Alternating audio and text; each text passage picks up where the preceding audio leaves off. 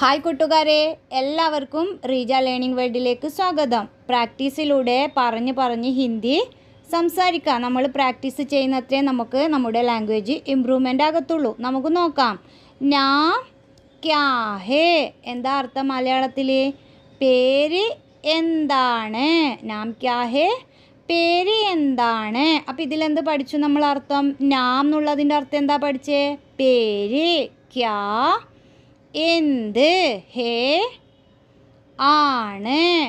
Okay, അടുത്ത് നോക്കിയാട്ടെ. അപ്പോൾ നാം ക്യാ ഹേ, പേരെന്താണ്. ഞാൻ റിപ്പീറ്റ് ചെയ്യുന്നത് ക്ലാസ്സിൽ നിന്ന് തന്നെ നിങ്ങൾക്ക് പഠിക്കാൻ വേണ്ടിയിട്ട് പറ്റും. നാം ക്യാ ഹേ, പേരെന്താണ്. അടുത്ത് നോക്കിയാട്ടെ. തുമാരാ നാം, നിങ്ങളുടെ പേര്.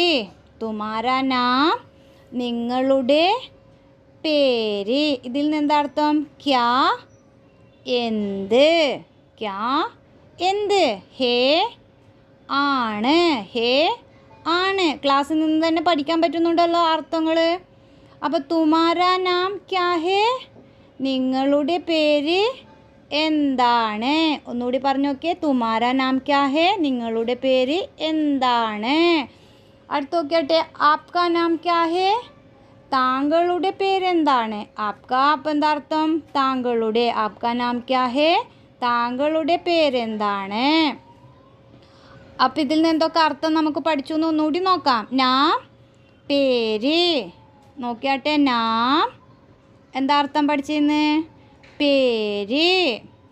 തുമാരാ നിങ്ങളുടെ. തുമാരാ നിങ്ങളുടെ. റിപ്പീറ്റ് ചെയ്യുന്നത് മനസ്സിലാവുന്നുണ്ടല്ലോ. ആപ്കാ താങ്കളുടെ. ആപ്കാ താങ്കളുടെ. അർത്ഥം ക്ലിയർ ആവുന്നുണ്ടല്ലോ. ഡൗട്ട് ഉണ്ടെങ്കിൽ കമൻറ്റ് ബോക്സിൽ പറയാം. ക്യാ എന്ത്.